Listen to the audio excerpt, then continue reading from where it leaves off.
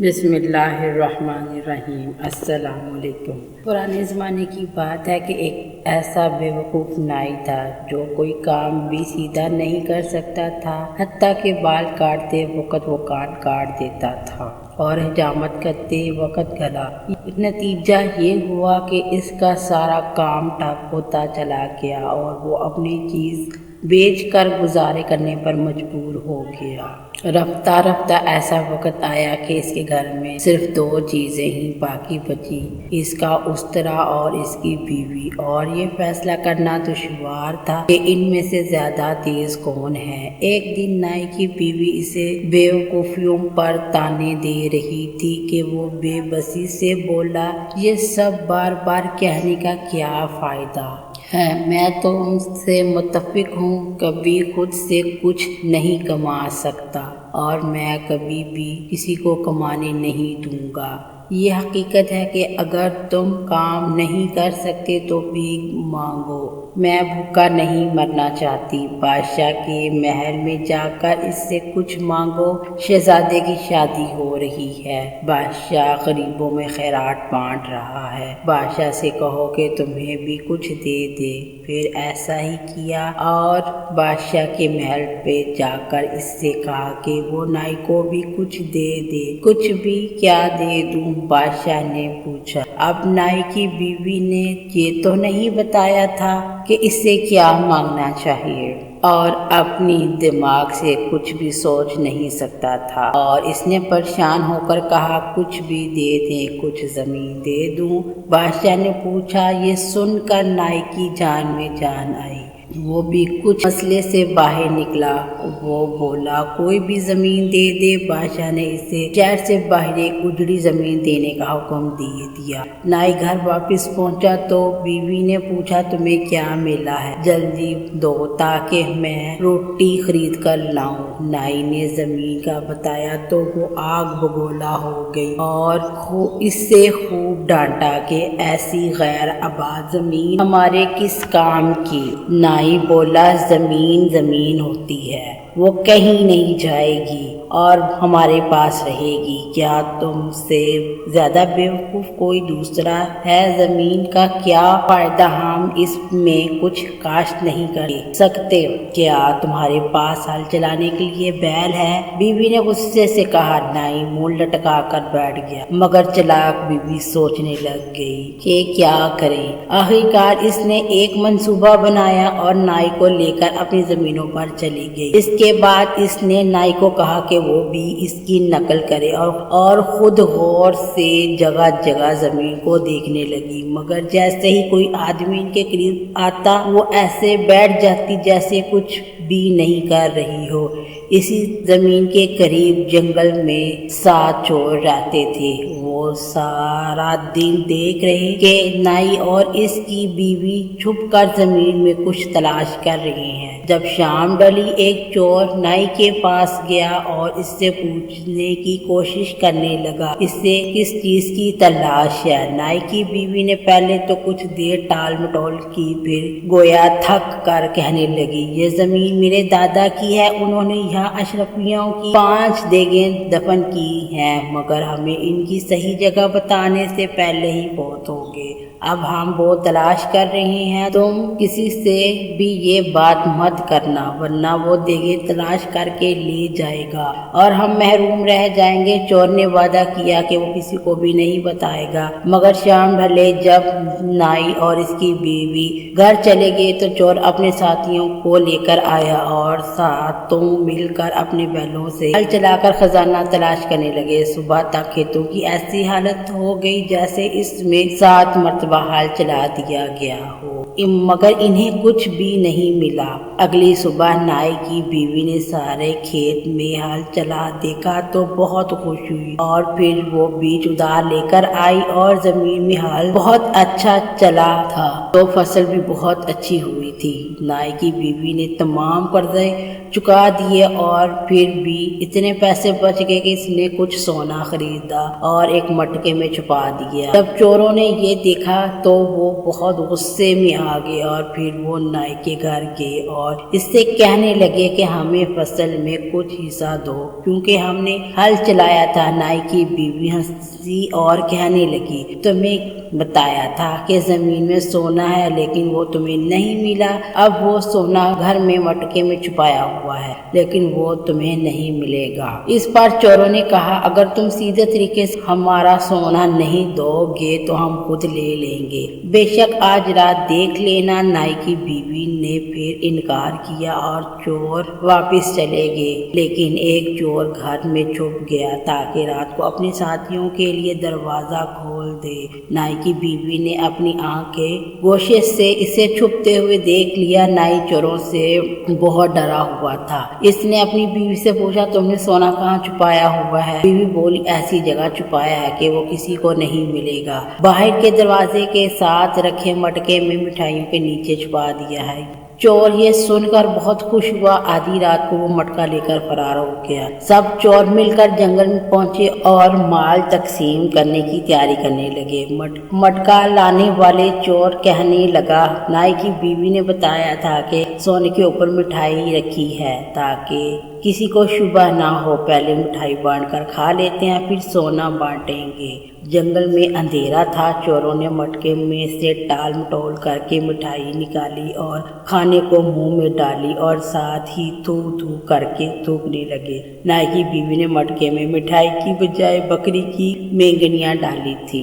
سب چوروں کو بہت غصہ چڑھا۔ اگلی صبح وہ نائی کے گھر پہنچے اور فصل میں اپنا حصہ مانگنے لگے۔ نائی کی بیوی ان کی شکلیں دیکھ کر ہنسنے لگی۔ اس پر وہ بولے، تم نے 2 مرتبہ ہمیں بیوقوف بنا دیا، اب تمہاری باری ہے۔ یہ کہہ کر وہ تن تناتے ہوئے چل دیے۔ جاتے جاتے ایک چور گھر کے کونے میں چھپ گیا اور نائی کی بیوی نے اس مرتبہ بھی اسے چھپتے ہوئے دیکھ لیا۔ نائی نے پریشان ہو کر پوچھا، تم نے سونا کہاں چھپایا ہے؟ گدے کے نیچے تو نہیں چھپایا لیا؟ نائی کی بیوی نے اسے تسلی دی، میں اتنی بیوقوف نہیں ہوں، سونا محفوظ ہے، میں نے اسے باہر نیم کے درخت کے نیچے اونچی شاخوں میں پوٹلی بنا کر چھپا دیا ہے۔ چور یہ سن کر بہت خوش ہوا۔ رات کو جب سب سو گئے تو وہ اپنی پناہ گاہ سے نکلا اور اپنے ساتھیوں کو بتایا۔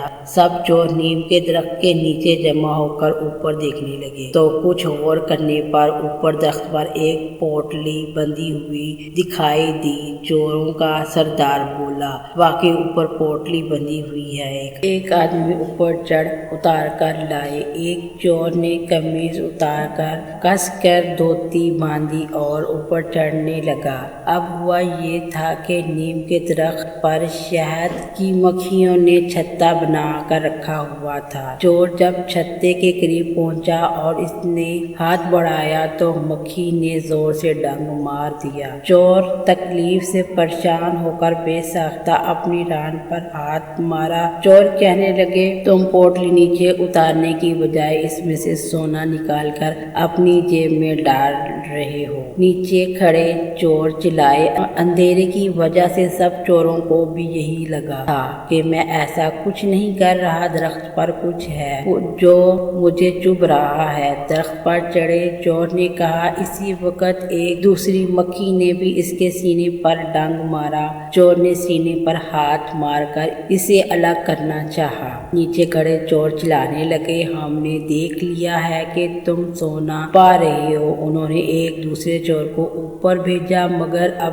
شہد کی مکھیاں پھیل چکی تھیں۔ انہوں نے اس چور کے جسم پر بھی کاٹنا شروع کر دیا اور وہ بے اختیار اپنے جسم پر جگہ جگہ ہاتھ مارنے لگ گیا۔ باقی چوروں کو بھی بہت غصہ چڑھا کہ دوسرا چور بھی بے ایمان نکلا اور یہ بھی سونا چھپا رہا ہے۔ پھر سب چور ایک ایک کر کے اوپر چڑھے گئے اور ہر ایک کے ساتھ ایسا ہی ہوا۔ آخر سردار کی باری تھی۔ اس نے چھتے کو مضبوطی से पकड़ा ही था कि वो शाख जिस पर सब खड़े थे वजन बर्दाश्त ना करते हुए टूट गई और सब नीचे जा गिरे। छत्ता इनके ऊपर गिर गया और मक्खियां इन पर टूट पड़ी। सब चोर जान बचाकर भागे। इसके बाद कई दिनों सुकून रहा, क्योंकि चोर इस काबिल नहीं थे कि चल फिर सकते। नाई की बीवी सोचने लगी कि शायद चोर अब दोबारा इन्हें तंग नहीं करेंगे, लेकिन ये इनकी गलत फहमी थी। एक रात जब वो कमरे की खिड़की खोलकर सो रहे थे तो नाई की बीवी की आंख सरगोशियों की आवाज से खुल गई। चोरों की आवाज पहचान कर इसके होश उड़ गए। इसने सोचा कि अब बचना बहुत मुश्किल है, लेकिन इसने हिम्मत ना हारी और नाई का उसरा पकड़ कर खिड़की के साथ छुपकर खड़ी हो गई। पहले चोर आहिस्ता आहिस्ता सर अंदर किया और अंधेरे कमरे के अंदर झांकने की कोशिश की। नाई की बीवी ने उस्तरे वाला हाथ घुमाया और चोर की नाक काट डाली। खुदाया, मेरी नाक किसी चीज से लग कर कट गई है, चोर तकलीफ से चिल्लाया। अरे खामोश, तुम सबको जगा दोगे, छुप कर अंदर जाओ। बाकी सब चोरों ने आहिस्ता आवाज से कहा, नहीं मैं नहीं अंदर जाऊंगा, मेरी नाक से खून बह रहा है। चोर चिल्लाया, अरे तुम्हारी नाक खिड़की से टकराकर जख्मी हुई है और तुम रो रहे हो, मैं अंदर जाता हूँ। दूसरे चोर ने कहा और खिड़की की तरफ बढ़ा। जैसे ही इसने सर अंदर किया, नाई की बीवी ने अपना उसरा चला दिया और इसकी भी नाक कट गई। खुदाया, अंदर वाकई कोई तेज चीज है। चोर तकलीफ से चिल्लाया। बांस की कोई काश निकली होगी, तुम एक तरफ हो, मैं देखता हूँ। तीसरे चोर ने कहा और अपना सर खिड़की से अंदर डाला। फिर वही हुआ, इसकी भी नाक कट गई, दूर जा गिरी। उफ, वाकई कोई अंदर तेज चीज है, ऐसा लगता है जैसे किसी ने मेरी नाक काट डाली। तीसरा चोर पीछे हटते हुए कराया, बेवकूफो, तुम सब बुज़दिल हो, मुझे अंदर जाने दो। चौथे चोर ने खिड़की में सर डाला और नाक कटवा बैठा। फिर पांचवें और छठे चोर के साथ भी ऐसा हुआ और सरदार की बारी आ गई। साथियों, तुम सब जख्मी हो गए हो। एक आदमी को ठीक रहना चाहिए ताकि सब जख्मियों की हिफाजत और तीमारदारी कर सके। अगली रात वापस आते हैं, सरदार ने कहा। सब चोर वापस पलट गए। नाई की बीवी ने चरागा जलाया और तमाम चोरों की नाकें डिब्बी में जमा कर ली। चंद दिन सुकून से गुजरे। मौसम खूब गर्म हो गया और कमरे के अंदर सोना नामुमकिन रहा, तो नाई और इसकी बीवी ने बाहर सेन में चारपाई बिछा ली। फिर चोर चंद दिन बाद वापस आए। उन्होंने सोचा कि सोना जरूर नाई की बीवी के पास है, बाई है, इससे ही उठाकर ले जाते हैं। वो दबे पांव आगे बढ़े और इसकी चारपाई अपने कांधों पर उठाकर जंगल में अपने ठिकाने की तरफ चल पड़े। कुछ देर बाद नाई की बीवी की आंख खुल गई और ये जानकर दंग रह गई कि चोर इसकी चारपाई उठाकर जंगल की तरफ जा रही हैं। वो सोचने लगी कि अब मैं कैसे बचूंगी। कुछ देर बाद चोर एक घने बरगद के दरख्त के नीचे के और मशवरा करने लगे। यहाँ कुछ देर रुकते हैं और चारपाई रखकर कमर सीधी कर लेते हैं। नाई की बीवी ने मौका गनीमत जाना और इसने तकियों के ऊपर चादर डाली कि लगता था कि वो बिस्तर पर ही लेटी है, और फिर बरगद की एक लटकती टहनी को पकड़कर ऊपर चढ़ गई और शाखों में छुप गई। चोरों ने चारपाई कांधों से उतारकर नीचे जमीन पर रख दी और फैसला करने लगे, पहरे की पहली बारी किसकी होगी। सरदार के नाम खुरानी निकली। बाकी सब अभी तक नाक के जख्मों की वजह से तकलीफ में थे। फिर सब चोर सो गए और सरदार पैरे पर खड़ा हो गया। नाई की बीवी को अचानक ख्याल सूझा। इसने अपना सफेद दुपट्टा चेहरे और सर के गिर्द लपेटा और आहिस्ता आहिस्ता आवाज में मोहब्बत भरे गाने गाने लगी। चोरों के सरदार ने ऊपर देखा तो इसे रात की चांदनी में एक खूबसूरत औरत दरख्त पर बैठी दिखाई दी। इसने सोचा कि ये जरूर दरख्त की परी है जो मुझ जैसे हसीन शख्स पर आशिक हो गई है। इसने अपनी मूंछों को दाव दिया और पूछा, तुम कौन हो हसीना? नीचे जमीन पर उतरो, मुझसे खौफ मत खाओ। परी ने जवाब नहीं दिया और आशिकाना गाने धीमे सुरों में गाती रही। सरदार ने ये देखा तो खुद दरख्त पर चढ़ने लगा। जब वो परी के करीब पहुंचा तो परी ने एक सदा भरी और मुंह दूसरी तरफ फेर लिया। ऐ परी, इतना उदास होने की क्या बात है? सरदार ने बेताब होकर पूछा। नाई की बीवी ने उदास लहजे में कहा, मुझे लगता है कि तुम एक हरजाई हो और मुझसे मोहब्बत नहीं करते। लंबे नाक वाले मर्द हमेशा हरजाई होते हैं। सरदार ने इसे अपनी वफा का यकीन दिलाने की बहुत कोशिश की मगर वो ना मानी। आखिरकार नाई की बीवी ने कहा, ऐसा करो कि अपनी जुबान को लंबा सा बाहर निकालो, मैं इसे देख कर जान लूंगी कि ये सच बोलती है या झूठ। चोरों के सरदार ने खुश होकर अपनी जुबान खूब बाहर निकाली और इस तरह इससे इसकी जुबान को काट कर 2 टुकड़े कर दिया। चोरों की नाक काटने के बाद नाई की बीवी ने उस तरह अपने पास रख लिया था। अब सरदार तकलीफ की शिद्दत से जोर से चीखा और दरख्त से नीचे जा गिरा। क्या हुआ, क्या हुआ? दूसरे चोर जागे। सरदार ने ऊपर दरख्त की तरफ इशारा करते हुए कहा, लेकिन बोल ना सका। वो जुबान कटने की वजह से बोलने से कासर हो चुका था। लगता है कि सरदार पर जादू हो गया है, दरख्त पर जरूर कोई आसेब है। चोर घबरा कर बोले। इसी वक्त नाई की बीवी ने अपनी सफेद चादर लहराना शुरू कर दी और मुंह से खौफनाक आवाजें निकालने लगी।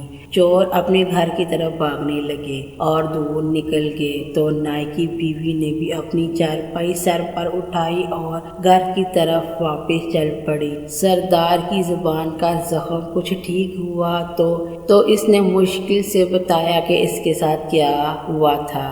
चोर अपनी नाक और जबान कटवाकर इस नतीजे पर पहुंच चुके थे कि नाई की चालाक बीवी से मुकाबला करना इनके बस की बात नहीं। फिर वो बादशाह के पास चले गए और इससे इंसाफ तलब करने लग गए। वो नाई से इन्हें इनकी मेहनत का मुआवजा दिलवाए, लेकिन नाई की चालाक बीवी ने अपना मुकदमा पेश कर दिया और सबूत के तौर पर चोरों की नाकें पेश की। जब बादशाह ने चोरों की नाकें देखी और सारा किस्सा सुना तो इसने चोरों को जेल में डाल दिया और नाई को अपना वजीर बना दिया। बादशाह ने कहा, जब तक इस नाई के सर पर इसकी अक्लमंद बीवी का साया सलामत है ये कोई अहमकाना काम नहीं कर सकता और हमें इसकी बीवी के साथ होते हुए इससे बेहतर वजीर नहीं मिल सकता। इस तरह नाई की बीवी की अक्लमंदी की वजह से